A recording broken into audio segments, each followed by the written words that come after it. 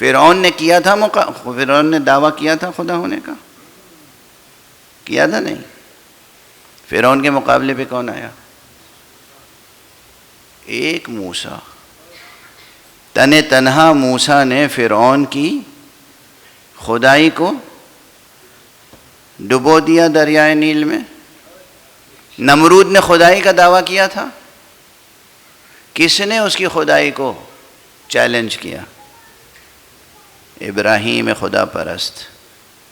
اور جب بھی تاریخ میں کسی سرے پر غرور نے خدائی کا دعویٰ کیا ہے تو کسی ایک خدا پرست نے تنہا اس کے غرور کو توڑا ہے. اور آج بھی ہم یہ دیکھ رہے ہیں کہ ڈونلڈ ٹرمپ صاحب کبھی عیسیٰ بننے کا دعویٰ کرنا چاہتے ہیں، کبھی خدا بننے کا دعویٰ کرنا چاہتے ہیں. دنیا خاموش ہے لیکن ایک خدا پرست، ایک خدا پرست. اب یہ بھی تاریخ کا حسن اتفاق ہے کہ وہ خدا پرست بھی کسی اور گھرانے اور خاندان اور نسل سے سامنے نہیں آیا، وہ بھی آیا تو ابو طالب کے گھرانے سے.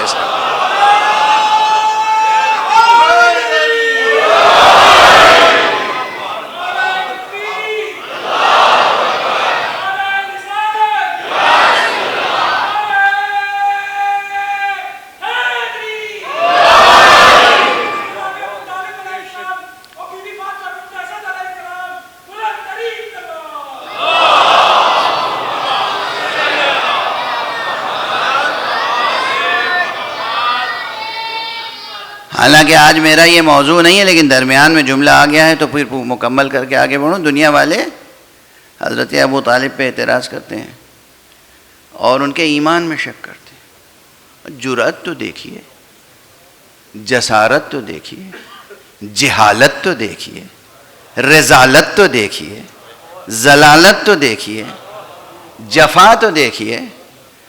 ابو طالب کے ایمان پہ شبہ کرتے ہیں. وہ ابو طالب جس کے زیر ولایت مقام ختم نبوت پروان چڑھا، وہ ابو طالب کے جس کے زیر عاطفت مقام ولایت پروان چڑھا، اور جس کے تعلق سے میں بارہا عرض کر چکا ہوں اور پھر جملہ عرض کر کے آگے بڑھنا چاہتا ہوں کہ جو لوگ ایمان ابو طالب کو زیر بحث لاتے ہیں ان کے ایمان پہ گفتگو ہونی چاہیے.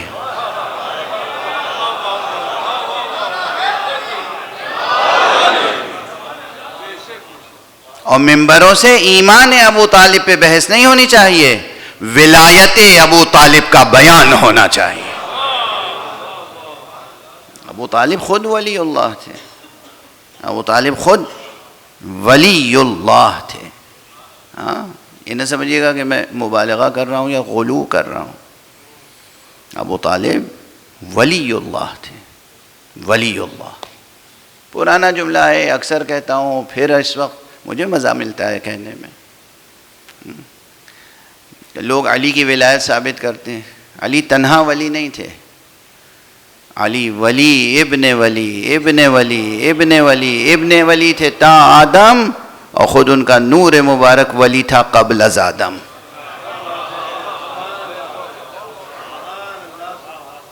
قبل از آدم، قبل از آدم.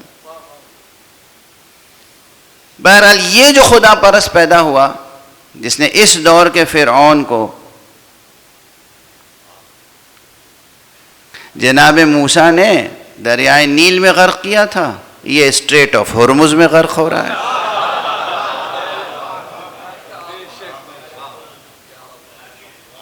غرق ہو رہا ہے اور ہو کے رہے گا. ایک صلوات پڑھ دیجئے محمد وآلہ.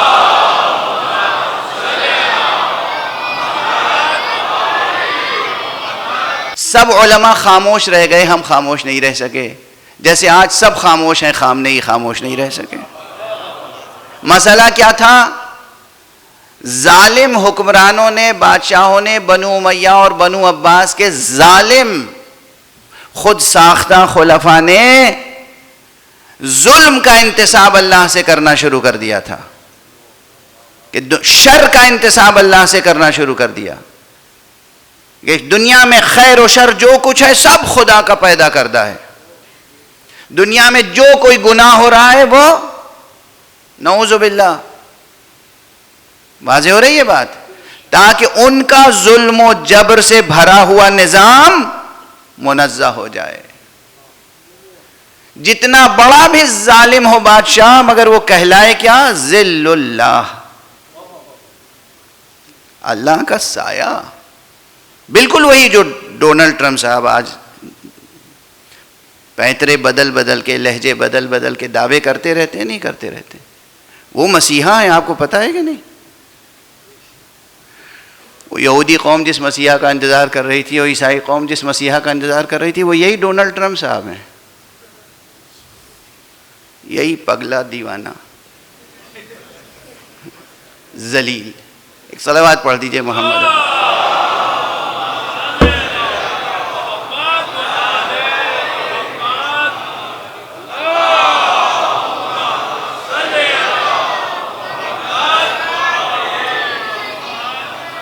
یہ بچے آج جا کے ڈسکس کریں گے آج تک مولانا نے ایسی زبان نہیں استعمال کی تھی.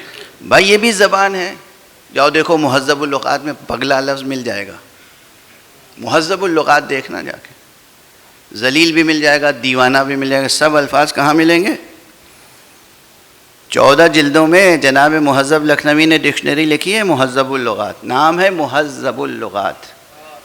اس میں سارے الفاظ وہ بھی ہیں جو ان لوگوں کے شایان نشان ہیں.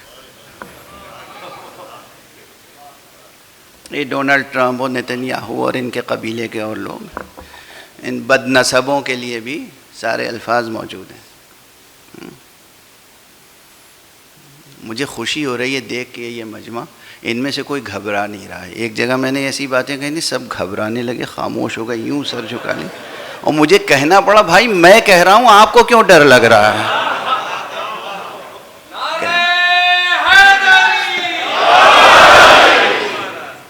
تو بہرحال اگر آپ دیکھیں تو ان کے بیانات میں یہ سب چیزیں ہیں. مذہبی تقدس،